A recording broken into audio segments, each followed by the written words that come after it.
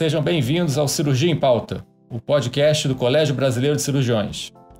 Eu sou o TCBC Luiz Gustavo de Oliveira e Silva, vice-presidente do Núcleo Central do CBC, e tenho a satisfação de estar iniciando esse novo projeto do Colégio Brasileiro de Cirurgiões.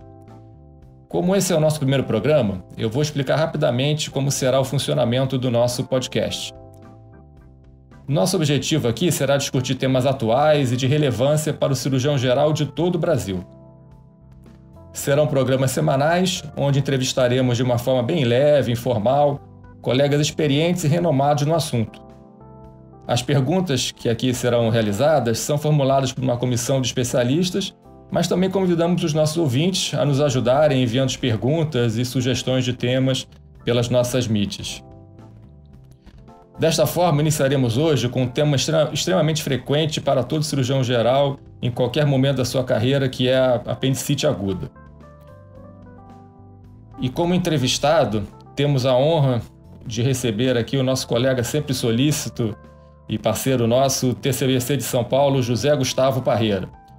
Parreira é professor adjunto da Faculdade de Ciências Médicas da Santa Casa de São Paulo, e todos nós sabemos que ele tem uma grande experiência aí com a cirurgia do trauma, de emergência, e teve uma participação muito importante no ano passado, inclusive no início da pandemia de Covid-19, especificamente nos primeiros webinários do CBC, onde nós discutimos qual deveria ser a melhor conduta no abdômen agudo daqueles pacientes. Então, Parreira, seja bem-vindo e muito obrigado por estar aqui conosco hoje inaugurando o Cirurgia em Pauta. Gustavo, super obrigado pelo convite. Para mim é uma honra participar de um projeto que eu considero tão importante, que vai dar acesso a discussões informais. Eu acho que a gente vai poder trazer mais do que literatura, o que a gente aprendeu durante essa vida com nossos professores, com nossos pacientes, trocar informação.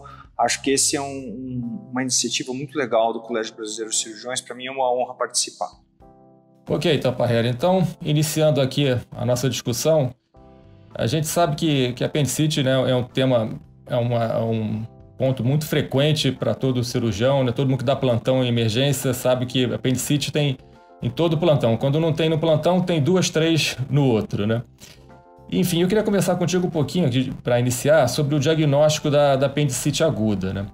A gente sempre aprendeu que o diagnóstico da apendicite é clínico, né? Na faculdade a gente sempre teve inicialmente a informação daquela dor periumbilical que migra para a fossa ilíaca direita, anorexia, febre leve, descompressão dolorosa, enfim. Mas hoje em dia a gente tem realmente uma facilidade, não em todos os locais do Brasil, a gente sabe que não é assim, mas de ter a imagem nos ajudando, principalmente a tomografia de abdômen, eventualmente um ultrassom. Então eu queria que você falasse um pouquinho sobre o diagnóstico, como é que você vê o diagnóstico da apendicite hoje? Ele continua realmente sendo clínico? A gente precisa sempre da imagem? Como é que você entende isso aí nos dias de hoje? Então, Gustavo, obrigado pela pergunta. Acho que a gente tem que começar falando que a gente vê, infelizmente, muitos doentes que não tiveram a apendicite diagnosticada no momento oportuno. Acontece da gente receber em hospitais públicos, principalmente, pacientes que vieram de outros hospitais, de outras que passaram em UBSs, UPAs e que não tiveram o diagnóstico de apendicite aguda feito numa fase inicial, fazendo com que a gente perdesse o melhor momento para o tratamento. O melhor momento para você tratar um doente com apendicite aguda é na fase inicial. Você trata o doente rapidamente, volta às atividades, tem baixo índice de complicação, a internação ela é limitada e o uso de antibióticos ele é limitado. Se a gente perde o diagnóstico da fase inicial e cai numa fase tardia, aí muda tudo. Você tem complicações mais frequentes, o tratamento videolaparoscópico às vezes não dá para ser feito, você vai precisar fazer a operação aberta, o uso de antibióticos passa a ser terapêutico de duração pelo menos 4, 5 dias aí.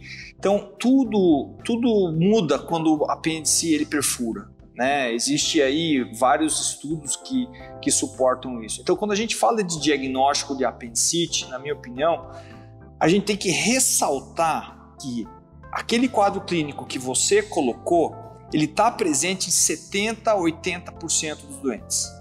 20% dos doentes não tem todas essa miríade de sintomas que leva ao diagnóstico clínico. E as coisas se confundem. Se confundem porque o abdômen agudo, a dor abdominal aguda, ela é uma queixa frequente no serviço de emergência, mas ela é causada por uma miríade de doenças, né? Você tem doenças de tratamento cirúrgico, você tem doenças de tratamento clínico. Se você indica a operação numa gastroenterolite, por exemplo, você está indicando sem necessidade. Se você deixa de indicar a operação num doente com apendicite perfurada, você está piorando o prognóstico desse doente. Então, o abdômen agudo traz essas qualidades de dificuldade clínica mesmo.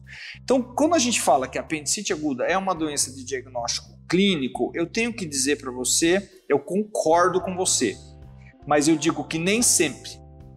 Então, quando o quadro clínico ele é típico, em pacientes jovens do sexo masculino, provavelmente você vai ter uma boa parte dos cirurgiões que vai indicar o tratamento sem nenhum exame de imagem.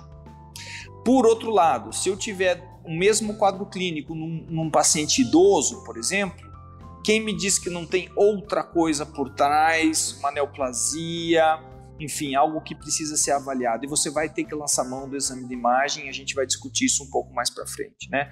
Então, essa dificuldade de diagnóstico, ela é assim, é muito clara. A gente já viu doentes com apendicite aguda que se manifestam com dor na fossa ilíaca esquerda, com disúria e hematúria, pacientes com dor lombar direita, pacientes com diagnóstico sugestivo de quadrante superior direito, quer dizer, o ultrassom vê algo como uma vesícula com cálculos e no fundo, lá atrás, tem um apêndice inflamado. Então, a apendicite se manifesta de várias formas no quadro clínico. Então, realmente, hoje em dia, com a disponibilidade de exames de imagem, a gente vai utilizar isso ao nosso favor quando necessário. Como é que a literatura se porta em relação a isso? Ela oferece para a gente hoje, em vez de dar dados subjetivos, ela oferece scores objetivos, como, por exemplo, o score de Alvarado. Eu, pessoalmente, gosto de 2 scores que chama Appendicitis Inflammation Response, que é o AIR, e o AS, que é Adult Appendicitis Score.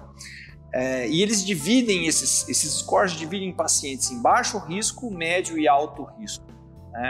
Pacientes de alto risco podem ser até operados diretamente a depender do quadro, e pacientes de baixo risco podem ser liberados a depender do quadro. Também não existe 100% aqui. E os exames de imagem poderiam nos ajudar aí na parte intermediária, no risco intermediário da apendicite aguda. Com isso, você tem como escolher melhor em quem fazer exames de imagem. Eu acho que indicar a tomografia para todo mundo é um exagero, mas eu também acho que deixar de indicar nessa parte intermediária, ela é arriscado.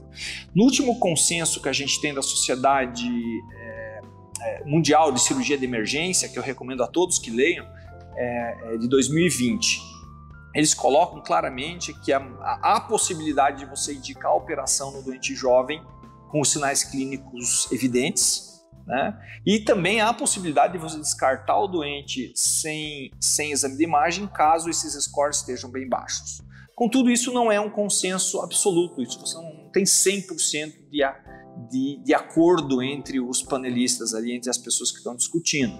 Tem gente que vai indicar tomografia sempre, E qual que é o ponto aqui? Eu vejo que o ponto é isso. Quando a gente discute a apendicite aguda, a gente tem que ter o contexto do abdômen agudo, entende? Então, a dor na fossa ilíaca direita, sim, pode ser apendicite aguda, mas também pode ser uma série de outros diagnósticos. A doença de Crohn nos pacientes do sexo feminino, as doenças ovarianas, cisto do ovário roto, dor do meio, as doenças inflamatórias pélvicas, tem uma série de doenças que estão a ser tanto comum. No momento atual do Covid, algumas situações clínicas de Covid positivo, com dor na fossa ilíaca direita também.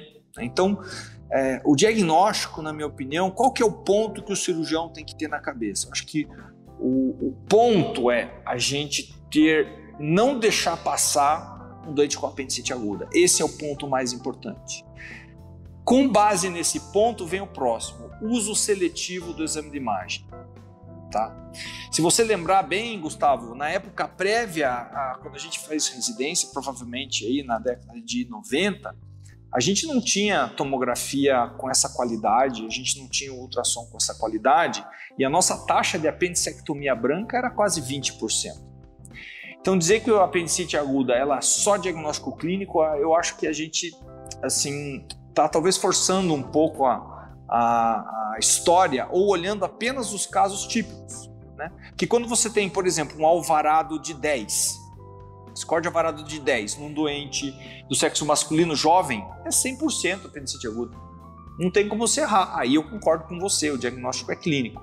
Agora, vamos dar um exemplo um pouco diferente. Digamos que você tenha uma mulher, né, com o mesmo quadro clínico, dor, quadrante superior, inferior direito, só que tem uma história um pouco mais curta, um pouco mais rápida, ela tem um pouco de corrimento, você não sabe exatamente o que vai ter ali que possa complicar o teu diagnóstico clínico. O exame de imagem pode te ajudar. Eu acho que eu diria isso, não sei se tem alguma outra questão relacionada aí a essa primeira pergunta que eu pudesse completar. Não, acho que tá bem legal, acho que é isso mesmo, né? A gente só tem que tomar cuidado também, né, com esses protocolos que às vezes a gente vê das emergências, né? Alguns médicos nem chegam para examinar o paciente, né? Acho que como você colocou, tem que ser bem ponderado, né? A gente não pode, tem que estar diante das duas, utilizar, né? Tanto o diagnóstico clínico, o exame físico, quanto o exame de imagem nos casos que realmente precisam, né? Acho que isso é o mais importante, você pontua muito bem. E uma outra coisa que eu queria ver contigo, Barreira, o que você acha? Você colocou bem essa questão das complicações, né, da apendicite. A gente tem uma apendicite em fase inicial e tem a apendicite complicada que realmente, que essa sim, a gravidade é maior, né, a chance de mortalidade aumenta, de morbidade, né, então a gente tem que tomar cuidado justamente para que o paciente não chegue até esse momento da apendicite complicada. O que a gente pode, o que você acha que a gente pode ver na parte clínica, quando a gente está examinando esses pacientes, eventualmente até depois na imagem, mas o que a gente tem que ficar atento para identificar no pré-operatório qual é o paciente que tem uma apendicite fase inicial e qual é o paciente que é aquele apendicite complicado que a gente tem que atuar rapidamente para evitar que ele tenha uma morbidade, uma mortalidade maior? Também é uma excelente pergunta, né? E assim, a gente olhando para os extremos fica mais fácil de definir, né? Então, quando você tem um doente que tem, a gente entende a apendicite, a infecção intraabdominal complicada, quando ela está além do órgão que está causando a inflamação. Então, basicamente, para o apêndice é quando ela está perfurada, né? Alguns consideram necrose também como uma complicação. Então, vamos dizer que uma apendicite aguda que tenha necrose ou perfuração, ela é considerada complicada. Agora, a apendicite complicada, ela também tem níveis, né, de gravidade. Você tem uma apendicite que está complicada com uma peritonite localizada na fossa ilíaca direita. Você tem um doente que tem uma peritonite que não é mais da fossa ilíaca direita, mas já ganha acesso à pelve, o flanco direito. E você tem doentes com perfuração com peritonites difusas, né? Então essa é a gravidade local da apendicite aguda. E essa gravidade local também tem diferentes níveis de gravidades sistêmicas. Então você tem doentes com apendicites perfuradas e bloqueadas, por exemplo, o abscesso periapendicular, que é uma coisa que demora mais, né, que está bloqueado e não tem peritonite difusa, então um abscesso localizado, que o doente não vai ter repercussão sistêmica muito importante além de uma febrinha, né, uma febre de 38, alguma coisa assim. E você pode ter doentes com peritonite difusa, que o doente está taquicárdico, ele está com frequência respiratória elevada, ele entra como uma classificação de sepse, né, de choque séptico eventualmente. Então são coisas que você precisa ter estabelecido. Uma coisa é a gravidade da apendicite ali, do apêndice, a gravidade regional, que é a gravidade da peritonite, e a gravidade sistêmica dado pelo grau de resposta inflamatória e disfunção orgânica que chega o paciente. Então você vê que tem uma miríade muito grande de apresentações clínicas.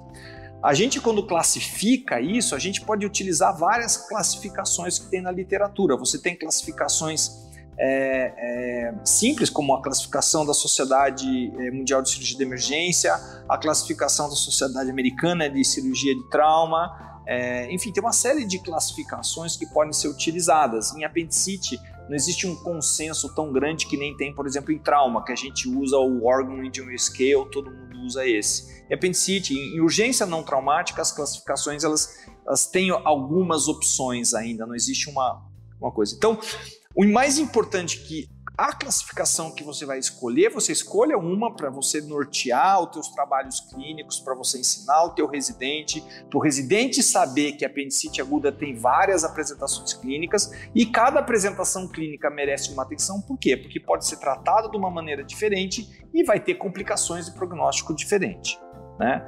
Então, tendo dito isso, é muito fácil você dar uma olhada num doente que não tem comorbidades clínicas, jovem, que tem uma dor localizada em quadrante inferior direito do abdômen há 48 horas, que está com frequência cardíaca normal e tem um peritonite localizada. Ninguém tem dúvida que ele tem uma apendicite não complicada. Agora, por outro lado, o doente que tem uma peritonite difusa, né, o exame físico, ele tem taquicardia, está taquipneico, tem a pressão tendendo a baixar, esse doente tem uma apendicite grave com repercussão sistêmica. Ele precisa de tratamento imediato, né? Enquanto a gente, com qualquer cirurgião, concordaria que a peritonite difusa necessita tratamento na forma de urgência, quer dizer, um rápido equilíbrio hemodinâmico, antibiótico, aquele pacote inicial de sepse e na sequência já o procedimento cirúrgico. Por outro lado, a apendicite não complicada, ela tem aí um certo tempo de espera, né? Os consensos, eles aceitam até 3 dias de evolução. Parece que até 72 horas a evolução da apendicite ela é mais tranquila, né? Dá para você esperar até 72 horas do início da dor. E normalmente o que se pensa é um paciente com apendicite aguda não complicada, sem sinais sistêmicos, sem sinal de perfuração, você pode aguardar até 24 horas para operar. Quer dizer, você pode colocar no outro dia de manhã, por exemplo, no outro dia à tarde, para não ter que operar de madrugada, né? Você me diz, mas e a tomografia? Pode diferenciar? Quando você tem sinais claros, tipo pneumo peritônio, líquido livre intraabdominal, gás na parede do apêndice, aí sim você está bem, você tem objetivo, né? Você tem bem claramente, bem objetivos sinais de complicação. O problema é que uma tomografia com grande inflamação local não descarta, não tem pneumo peritônio, você não tem líquido livre, mas ele pode ter necrose de parede e você não identificar pela tomografia. Então, enquanto é fácil você definir nos extremos, é difícil você definir no meio intermediário ali, onde que você pode intervir, né? Onde que você diz, não, aqui é complicado, vamos intervir imediatamente. É meio difícil você fazer isso. Mas essas classificações são muito interessantes. Acho que vale a pena você escolher uma classificação, utilizar essa classificação. Aqui na Santa Casa, a gente tem uma classificação muito simples que orienta o prognóstico, orienta a utilização de antimicrobianos também. Então, a gente ensina para os residentes que a apendicite não complicada é aquela que não tem nem necrose nem perfuração. É uma apendicite que pode ser tratada por videolaparoscopia, por McBurney, e que vai fazer 24 horas de antibiótico no máximo. Enquanto aquela que tem perfuração, tem necrose, a gente identifica esse doente com uma apendicite complicada e o antibiótico vai ser um pouco mais duradouro, né? Pelo menos 4 dias, né? Sendo que a gente no 5º dia de manhã vê bem os exames antes de suspender, já entendendo que o cara com uma apendicite complicada tem mais chance de ter abscesso intraabdominal, infecção de sítio cirúrgico, né, superficial ou órgão-espaço. Então seria mais ou menos isso. Fico à disposição. Algum questionamento dessa parte ainda, Gustavo? Não, acho que está ótimo, Parreira. Acho que a gente pode até migrar aqui um pouquinho para a parte do tratamento, né? E aí eu queria já te perguntar, né, o tratamento eminentemente é cirúrgico, né, na grande maioria dos casos. A gente vai discutir isso também um pouquinho mais à frente. Mas você considera que a apendicectomia videolaparoscópica hoje é o tratamento ouro para esses pacientes com apendicite, tanto inicial quanto complicado? Como é que você vê a questão da videolaparoscopia? A gente sabe que a gente tem realidades diferentes no nosso país, é sempre bom a gente abordar aqui, que a gente está falando para os cirurgiões do nosso país todo, né? Exato. Eu acho que o ponto mais importante é a gente ver qual é a ferramenta que eu tenho para lidar com aquele caso, né? Eu digo que você fizer uma apendicectomia aberta por incisão de McBurney bem feita, é muito melhor do que fazer uma apendicectomia videolaparoscópica mal feita, com risco de lesão de alça, com risco de passagem trocáter, com material que não é bom, tudo mais. Então eu começo dizendo assim, que o mais importante que o cirurgião tem, isso o professor Faris Hall falava aqui pra gente, a responsabilidade, o compromisso do cirurgião é com o paciente, ele não é com o método. Então eu, como cirurgião, eu preciso ter certeza que o meu paciente vai ter a melhor forma de tratamento, né? E isso depende do que eu tenho. Então, onde que eu estou no Brasil, quais são os recursos que eu tenho. O importante é, naquele lugar, você definir um protocolo adequado de tratamento e buscar o que você acha que é necessário para o seu paciente. Se você estudar nos centros que dispõem de material videolaparoscópico adequado, que dispõe de expertise, de cirurgião treinado para fazer por videolaparoscopia. A apendicite aguda na fase inicial é um tipo de tratamento assim, muito adequado por videolaparoscopia. O que a videolaparoscopia ganha da aberta? Ela ganha em dor pós-operatória, o doente tem menos dor, volta mais rápido para o trabalho, tem menor tempo de internação, tem menor taxa de infecção de sítio cirúrgico, e tudo isso a favor da videolaparoscopia, nas apendicites agudas não complicadas, tá bom? Nesse caso, eu pessoalmente não tenho dúvida, é só você perguntar para qualquer cirurgião e falar qual foi a última vez que você fez uma apendicectomia aberta se você tivesse o material de videolaparoscopia. Ele vai pensar, eu acho que faz tempo que eu não faço, é só quando você dá um plantão num lugar que você não tem a vídeo. Mesmo o material de videolaparoscopia, hoje a gente sabe que ele pode ser o mesmo material que você usa para fazer a colecistectomia por vídeo, por exemplo, né? Você vai usar uma técnica de 3 trocares, né? Um no umbigo, um na suprapúbico, um ali no flanco esquerdo para a câmera. Você coloca a ligadura do coto, pode ser feito com ligadura simples, você não precisa invaginar o coto, fazer sutura, nada disso. Uma ligadura simples do coto, ela é suficiente. Você não precisa transfixar também, é só ligar. Você pode utilizar o clipe, se você tiver clipe metálico, titânico, ou mesmo o Hemolock, qualquer clipe que seja realmente que tenha que ultrapassar, né, a espessura do apêndice. Um clipe também pode ser utilizado para fechar o coto. Então o tratamento do coto não precisa ser com grampeador, né, como a maioria...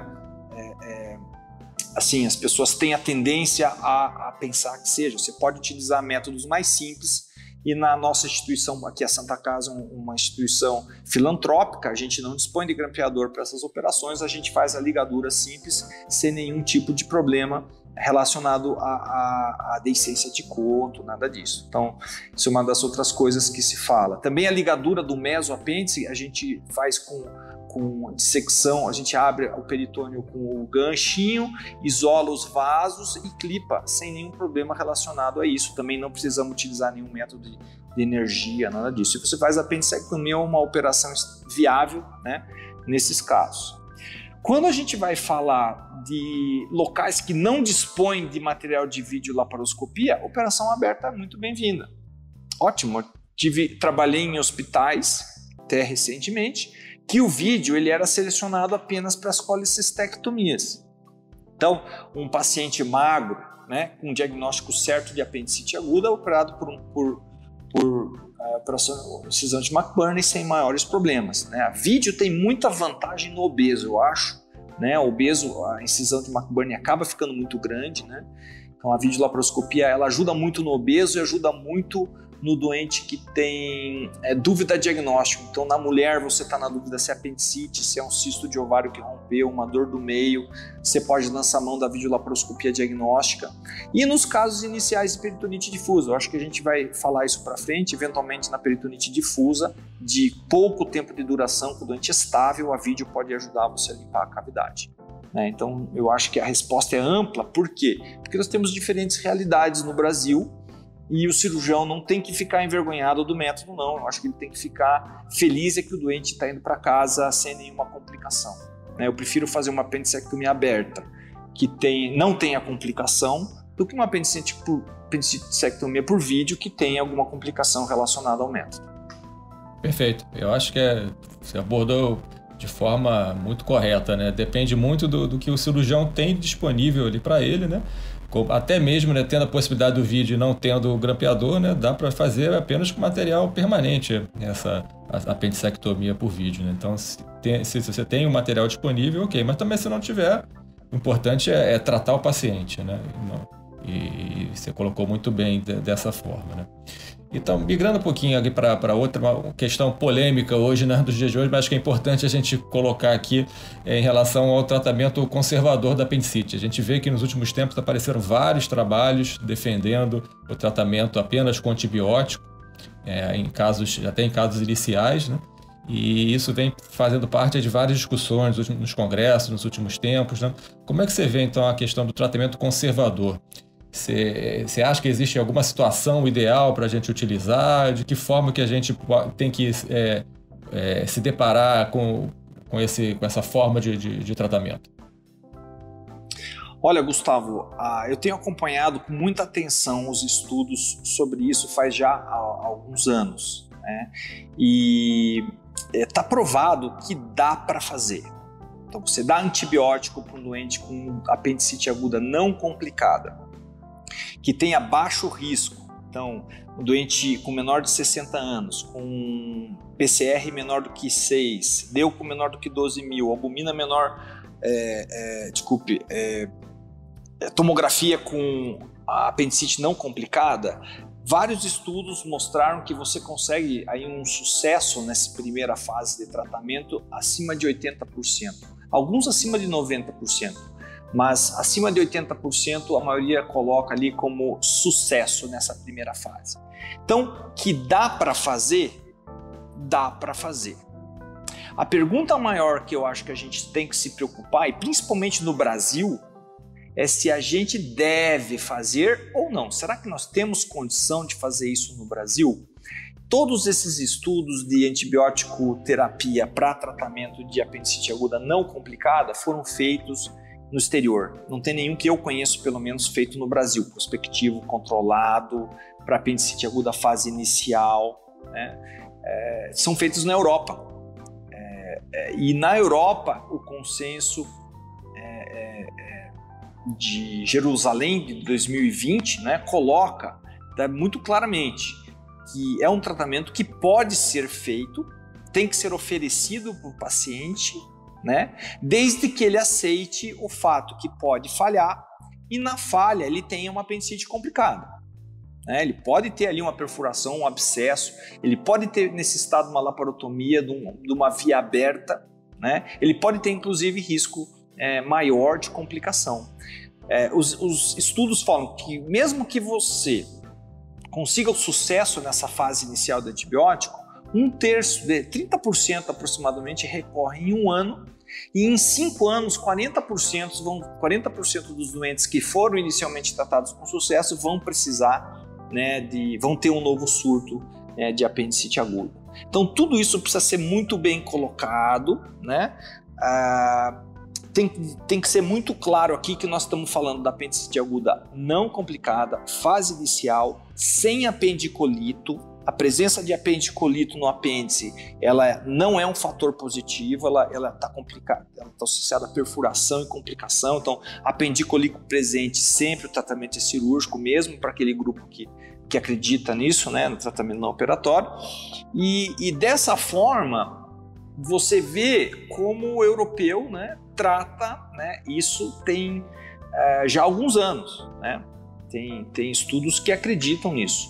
E aí vem alguns questionamentos nós cirurgiões aqui do Brasil. A gente teve inclusive o Dr. Luiz Gustavo participou disso, a gente fez um levantamento para os membros do Colégio Brasileiro de Cirurgiões e membros da Sociedade Brasileira de Atendimento Integrado ao Traumatizado, no ano passado, por conta da epidemia de Covid, como que as pessoas tratavam a apendicite aguda na época de Covid. E a gente começou esse questionamento, né? Foram mais de 300 respostas, né? Perguntando para as pessoas como que eles tratavam habitualmente o doente com apendicite aguda. E a incidência de tratamento não operatório no nosso país, aqui nos 300 e poucos cirurgiões que responderam, para apendicite não complicada foi próxima a zero. Ninguém respondeu que faz tratamento não operatório aqui no Brasil. Então essa visão do cirurgião brasileiro, eu tenho certeza que está relacionado à nossa condição de trabalho. Então você tem um doente que é do SUS, como é que você vai mandar esse doente para casa depois de 48 horas? Como é que você vai monitorar esse doente por telefone ou por telemedicina, que é uma das coisas que são feitas nesses estudos que tem tratamento não operatório? Como que eu vou ter certeza que ele vai ter acesso ao serviço de saúde, à cirurgia, se ele precisar na eventualidade de uma complicação, né? Como que eu vou fazer o acompanhamento desse doente para ver se eu preciso fazer apendicectomia de intervalo?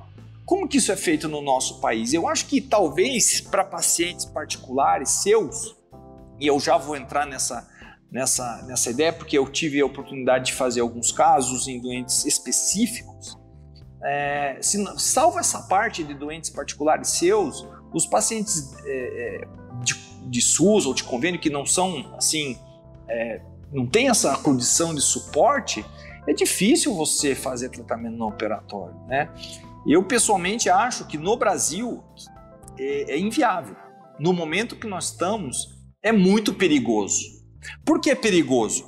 Porque eu também já vi o outro lado. E você, Gustavo, tenho certeza que já viu, e todo cirurgião brasileiro já pegou um doente que teve um diagnóstico errôneo, vai lá, de infecção urinária ou de diverticulite, e o cara tomou antibiótico, não resolveu o apendicite aguda e ele voltou com peritonite, voltou com abscesso, precisou de laparotomia, né? Nós tivemos um recente agora, 2 semanas atrás, hospital de convênio, não era hospital público não, hospital de convênio, paciente que estava com um diagnóstico de infecção urinária, tomando antibiótico, demorou 7 dias para vir para o hospital, peritonite difusa, quase morreu, laparotomia, dreno, 10 dias de antibiótico, entendeu? Então, a gente já viu o outro lado, a gente já viu dar errado a apendicite com antibiótico, então a gente não quer passar por isso de jeito nenhum, tá?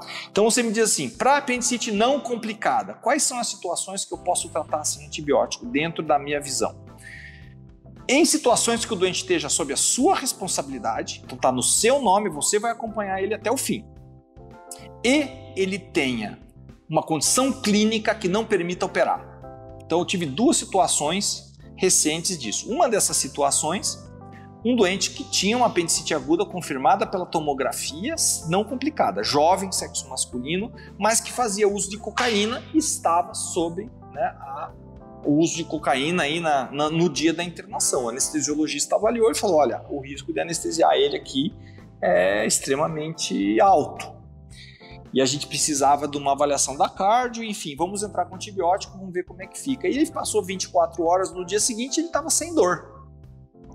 Ele estava sem dor, a gente deu mais um dia, e ele ficou sem dor, e daí no 3º, 4º dia para frente ele já não tinha mais sintomas, a gente repetiu a tomografia e tinha involuído aquela apendicite aguda. Então eu fiz um tratamento com antibióticos por causa de uma grave situação clínica que não me permitiu fazer essa situação. Mas essa era apendicite mesmo. Teve um outro caso que aí entra no diagnóstico diferente, no diagnóstico complicado de apendicite, que era um doente que estava no pós-operatório de uma operação cardíaca, um paciente bem obeso, com apêndice retrocecal e que tinha uma distensão abdominal, tinha um quadro meio estranho e pediram para a gente para fazer, porque uma tomografia tinha dado apêndice com 0,8, né, com 8 milímetros de espessura, de diâmetro, e ele era sugestivo de apendicite numa fase incipiente.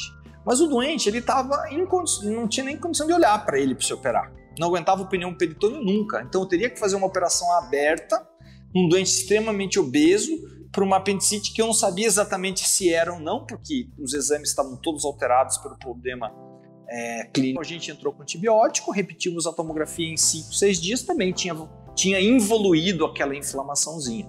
Então são 2 casos que eu posso falar que eu acabei fazendo, mas não porque eu acho que deve ser feito rotineiramente, mas porque eu não tinha outra opção se não fazer isso. Tem que ficar eu acho que é uma opção para ficar no bolso do cirurgião, sabe como? Se eu precisar utilizar isso, eu tenho trabalho que me sustenta na literatura, né? E posso até te falar, Gustavo, o que mais me impressiona isso, né?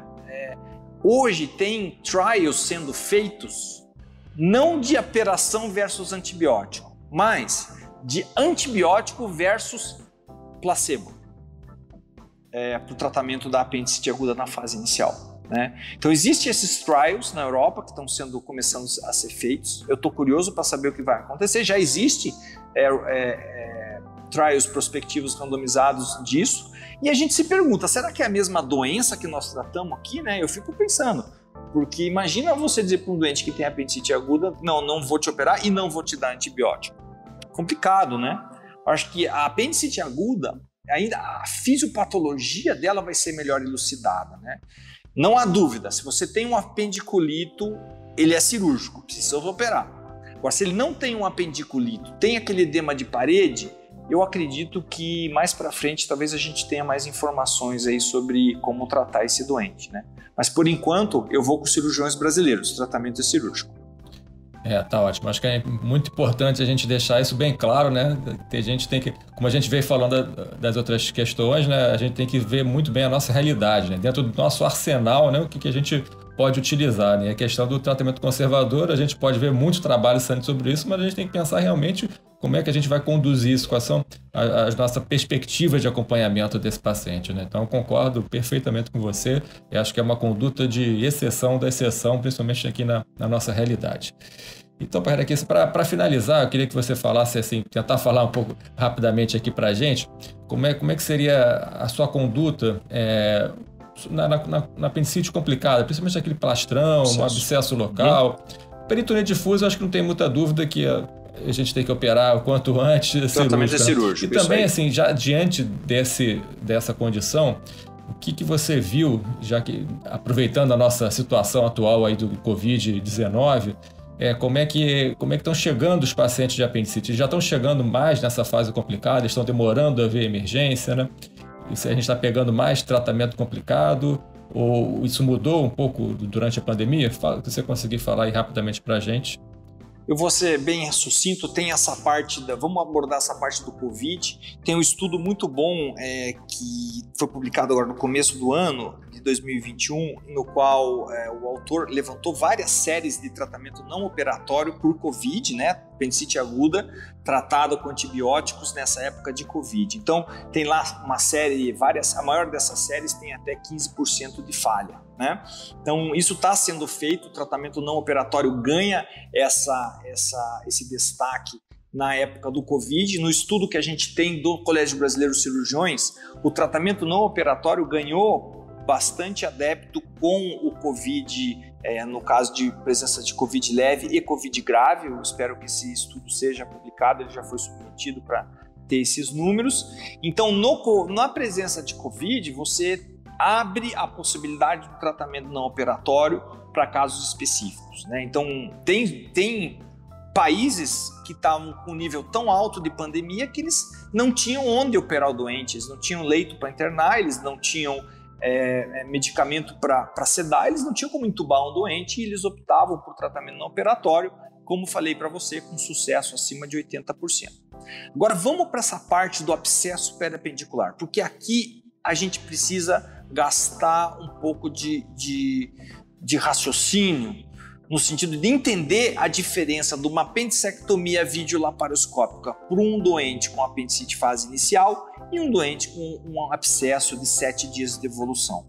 Na fase inicial, a apendicectomia ela é fácil, ela não sangra, você não precisa drenar, o doente vai embora no primeiro dia, na maioria absoluta das vezes. Eu acho que isso é uma coisa que todo mundo já viu. Agora, a apendicectomia no abscesso é totalmente diferente. Quando você, veja, o organismo ele bloqueou um apêndice perfurado naquele abscesso. Não tem pus na cavidade. A hora que eu faço a videolaparoscopia e eu desbloqueio esse abscesso, eu levo o pus para a cavidade. Daí você aspira, por mais que você aspire todo o pus, aquela área necrótica deve ficar ali. Ela dificulta a identificação de estruturas, dificulta a identificação de alças de delgado, dificulta a identificação do coto.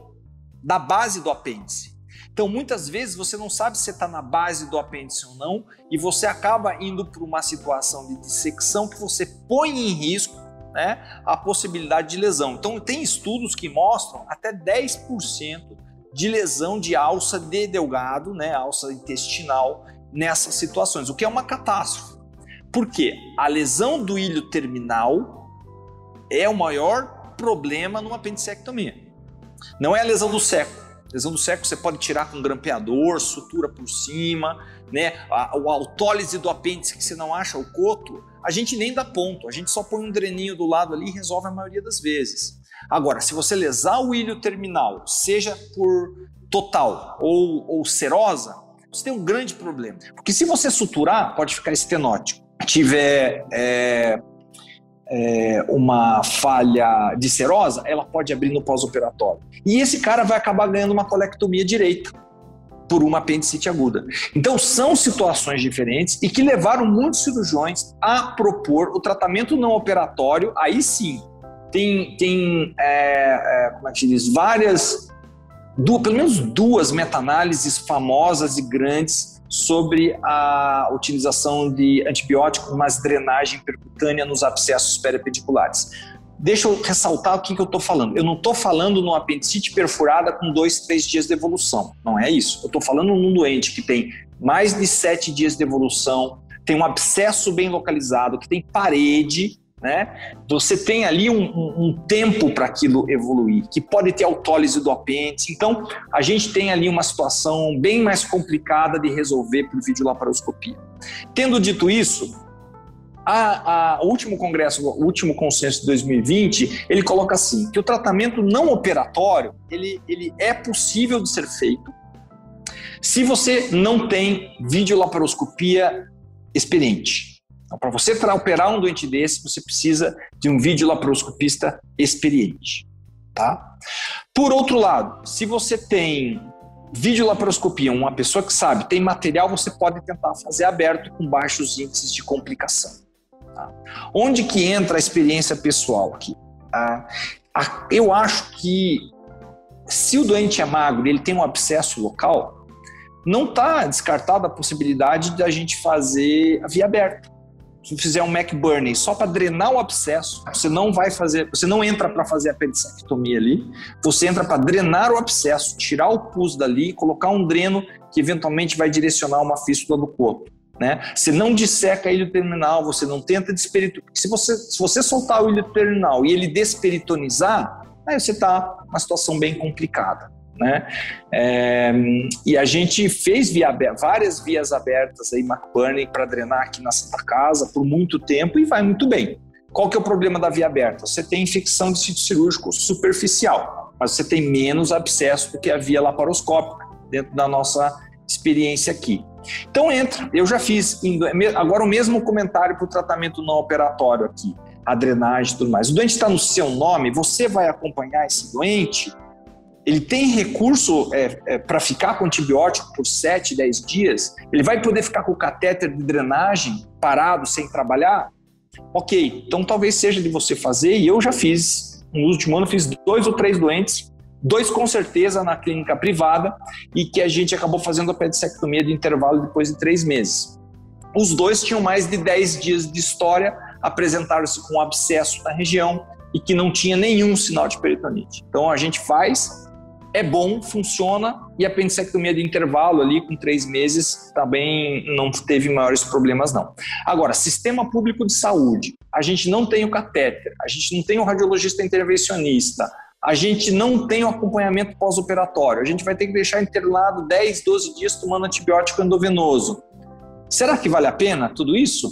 Eu acho que no serviço público a gente tem que pensar, talvez seja o tratamento cirúrgico a primeira opção. E aqui, me perdoem os videolaparoscopistas, mas eu acho que a via aberta precisa ser muito bem pensada. Você operar um doente desse por via aberta, muito mais tranquilo, você deixa um dreno bem locado e você, muitas vezes, evita o que é o pior, né? Quando eu entro numa operação dessa, o que eu penso? Eu não penso em tirar o apêndice, eu penso em não vou lesar o ilho terminal. porque é ali que entra a encrenca, ali que vem as fístulas no pós-operatório. Acho que rapidamente é isso que eu tinha para falar para você, não sei se ficou claro a discussão, Gustavo.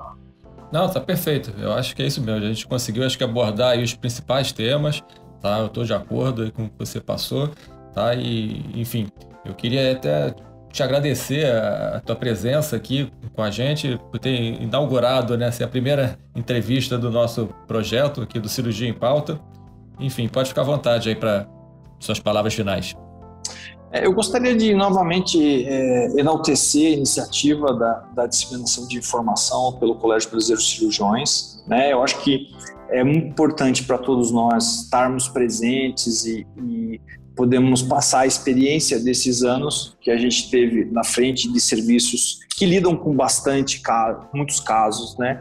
Essa diferença é que a gente viu muito caso e a gente já viu da encrenca. Então a gente sabe como evitar a encrenca, né, na maioria das vezes. E as pessoas que são mais novas, que não tiveram a oportunidade, por exemplo, de às vezes nem de operar uma colecistectomia aberta, né? Hoje em dia, se você pegar um residente de um serviço particular, não tem experiência com a colecistectomia aberta. E quem trabalhou em serviço público e tem essa vivência pode ajudar essas pessoas a falar, não, você pode operar via aberta, em alguns casos ela vai ser mais segura que a via laparoscópica. Então você precisa ter essa experiência, transmitir para todos, e eu enalteço isso, acho que deve ser uma premissa aí das sociedades como a SBITE, como o CBC, levar isso para frente, tá? Estou à disposição, para mim foi um prazer, uma honra representar aqui o Serviço de Emergência da Santa Casa. Estamos à disposição, Gustavo. Isso aí, obrigado. Acho que o objetivo desse programa é exatamente esse, é trazer informação atualizada, de forma bem abrangente para o cirurgião em todo o local do país poder ter informação para poder conduzir os seus pacientes. Então assim a gente encerra o nosso primeiro programa do Cirurgia em Pauta, o podcast do Colégio Brasileiro de Cirurgiões, e peço a todos que fiquem atentos aí às publicações nas mídias do CBC, participem, enviem perguntas, sugestões, para a gente participar, ajudar na elaboração dos próximos programas. Aguardamos a todos nos próximos.